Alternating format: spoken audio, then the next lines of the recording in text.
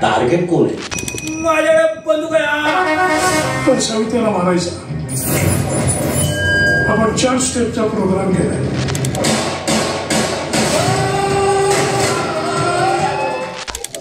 ताई, तुम्ही मगाशी म्हणालात की सिनियर आहेत सर तुम्हाला, आणि आता एक शॉर्ट फिल्म नंतर आता तुम्ही पहिल्यांदा चित्रपटात एकत्र काम केलं. खरं तर आता एकत्र काम करताना एकमेकांबद्दलचं उत्तर द्या. एक इन्स्पायर करणारी मुवमेंट तुम्हाला कोणती होती? मोहनजी बेसिकली डॉक्टर आहेत. त्यांनी ते मानसोपचार तज्ज्ञ आहेत. त्यामुळे मला वाटतं त्यांची जी कॅरेक्टरकडे बघण्याची जी एक दृष्टी आहे ती मला याच्यामध्ये प्रकर्षाने जास्त जाणवली.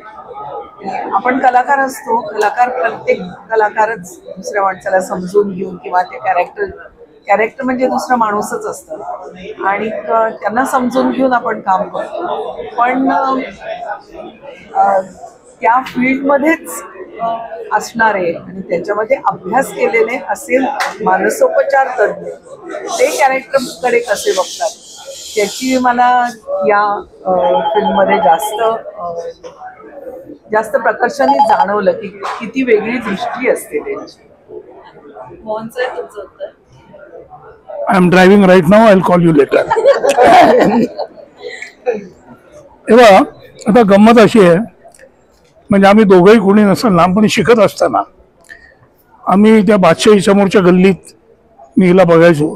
ही मला SP कॉलेजमध्ये बघायची आणि आम्ही वेगवेगळ्या ग्रुपमध्ये होतो, वेगवेगळ्या त्याच्यात काम करायचं. त्याच्यानंतर एकदम सुशिक्षित नटी झाली. ही नॅशनल स्कूल ऑफ ड्रामामध्ये शिकली, त्यामुळे मला भयंकर इन्फिरियरिटी कॉम्प्लेक्स आला. आपण तर काही शिकलो नाही कुठं कसं करायचं, मग बघून बघून शिकायचं. मग मला कुणीतरी गोष्ट सांगितली, अर्जुन आणि तो एकलव्य. हां म्हटलं मग आपण तसं करायचं, त्यांच्याकडे बघत बघत शिकायचं आपण. आणि मग नंतर जी भेटली ते तुम्हाला कल्पनाच करू शकत नाही. ती मला कुठं भेटली असेल सांगा बरं? नाहीच करू शकत तुम्ही कल्पना. लंडनमध्ये रिव्हरसाईड स्टुडिओमध्ये रिचर्ड ॲटनबरो यांच्याबरोबर रोहिणी आमच्या घाशीराम कोतवाल नाटकाला आल्या होत्या. इनफॅक्ट असं झालं होतं की त्यावेळेस गांधीचं कास्टिंग पण अजून होत होतं. म्हणजे माझं कास्टिंग झालं होतं. मी पहिल्यांदी का दुसऱ्यांदी गेले होते रिचर्डला भेटायला आणि तेव्हा आणखीन कास्टिंग चालू होतं. तर त्यावेळेस घाशीराम कोतवाल इंग्लंडला आलं होतं. त्यामुळे मी खूप एक्सायटेड होते की मराठी नाटक, आणि नाटक म्हणजे आम्हाला जीव की प्राण. पण हे मराठी नाटक येत आहे आणि त्याच्यामध्ये काम करणारी लोक इतकी छान आहेत की सरांनी म्हणजे रिचर्डनी ते पाहावं आणि त्याच्यापैकी म्हणजे रोल्ससाठी म्हणून पाहावं म्हणून मी ॲक्च्युली घेऊन आले होते सर रिचर्डना. आणि नेमके त्यावेळेस मी होते तिथंच लागलेलं होतं म्हणून मग मी कॉन्टॅक्ट केला आणि आम्ही येतोय असं सांगितलं. आणि ॲक्च्युली गांधीच्या कास्टिंगसाठी सुद्धा तो एक प्रयत्न होता. त्याच्यानंतर रिचर्ड पुण्याला आले, पुण्याला शूटिंग केलं फर्ग्युसनमध्ये. आणि त्यांच्या सेक्रेटरीचा फोन आला मला की आमचं बहुतेक सगळं मेजर कास्टिंग झालेलंच होतं, त्यामुळे पण तुम्ही या सिनेमात असाल तर मला आवडेल. म्हणून मग मी फर्ग्युसनमध्ये एका काय त्याला म्हणतात गेस्ट रोलमध्ये भूमिका केली. आणि त्या सभेमध्ये बोलतो मी की I am willing to die for it. आणि तिथे गांधींनाच समजतं की instead of killing dying is better, असा शांततेचा संदेश तिथं दिलेला आहे. तेव्हा ती होती तिथे शूटिंग करत होती. आणि मग आता काय कस्तुरबा म्हटलं मी काय बोलूच शकत नाही पुढे. कस्तुरबांबरोबर काम करायचं, फक्त गांधींचं नाही. तुम्ही दोघं इतकी वर्ष इतकं सुंदर काम करताय आणि चांगले ऍक्टर्स हे नेहमीच आपल्या को स्टार कडून त्यांना काहीतरी मिळत असते आणि ते लक्षात ठेवतात. तर तुम्ही दोघेही एकमेकांची तुम्हाला आवडलेली गोष्ट सांगा वर्किंग काम करताना. मला आवडलेली गोष्ट म्हणजे ती आधी सांगतच नाही काय करणार आहे, एकदम शॉर्टलाच करून दाखवते. आणि मग आपली पंचायत होते ना, मग आपल्याला त्याच्यावर त्याच्या जोडीचं शोधायला लागतं.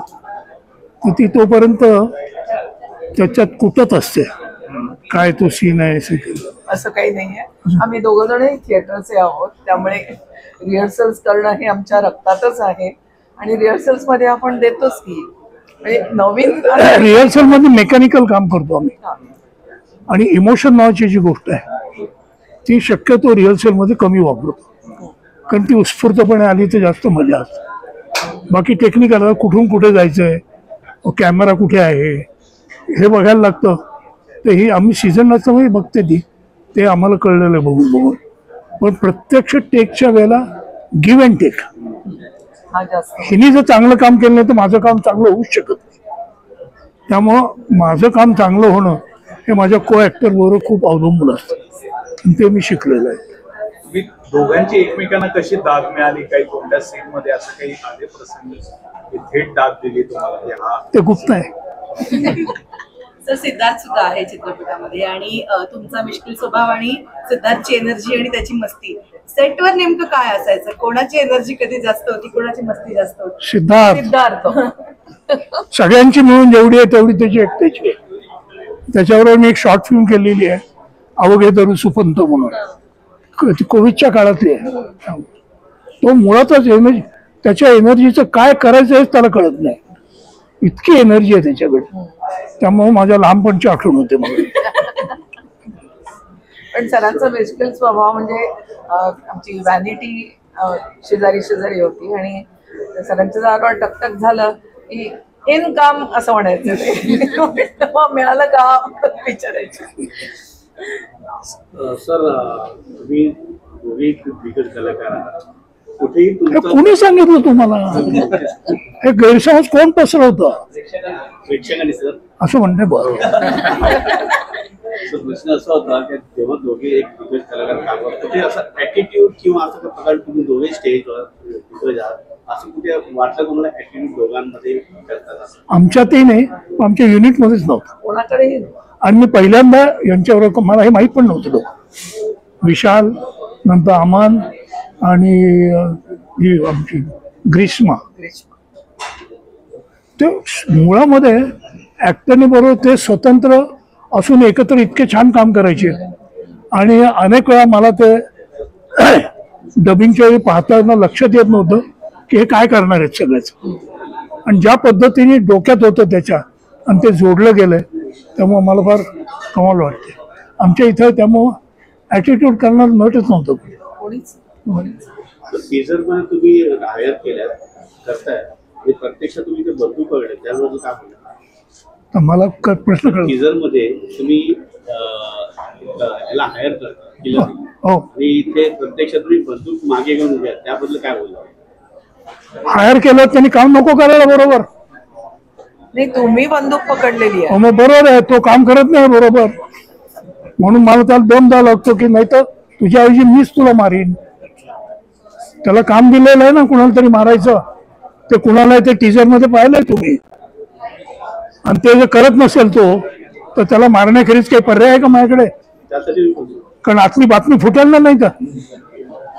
डॉक्टर पात्र करत असताना तुमच्या क्लिनिकमध्ये असं कधी कॅरेक्टर आलं होतं म्हणजे त्यांची स्थिती अशी होती आणि त्यांच्यावर तुम्ही उपचार केले, हे कॅरेक्टर करताना तुम्हाला त्याची हेल्प झाली? म्हणजे गुन्हेगारी वृत्ती असलेली लोक असतात, त्याला पर्सनॅलिटी डिसऑर्डर्स म्हणतात.